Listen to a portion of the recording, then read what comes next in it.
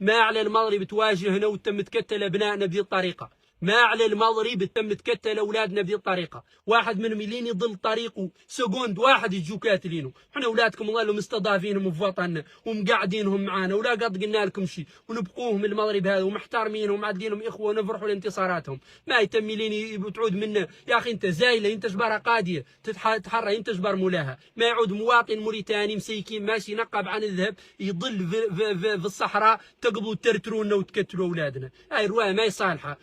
والقزوان اللي يتكلم والحنان والسيد اللي يتكلم والجيش اللي يتكلم ويقول للناس يا الناس لا تتكتلوا اولادنا لا تتكتلوا اولادنا لا تتكتلوا اولادنا بالطريقه. المواطن الموريتاني ما هو مزروق البذر. المواطن الموريتاني دمه ما هو رخيص ولا تموا لكن دقيقه واحد منا ضل طريقه. لو انتم منفجرين وتقولوا ندخل ارض ما يرضوا يا والله لي منكم انتم ادخل ارضنا احنا ويلا لي من الخلق يبيع الخضره نقرا ارضنا ويلا لي منكم قاعد عندنا ما عنده تواقد والقاعد من السنغال عندنا ما عنده تواقد والقاعد من مالي عندنا ما عنده تواقد والقاعد من الصحراء عندنا ما عنده تواقد ونشقلوا الناس ولا قطع موريتانيا ما قد تساوي لاي جاليه ولا قط ظلم اي حد غير على الجيران وفائده انك جار ولا انك اخ انك ما تم تقتلني بطريقه كي لي انا حشره وبينوا القصواني الصينعي ترى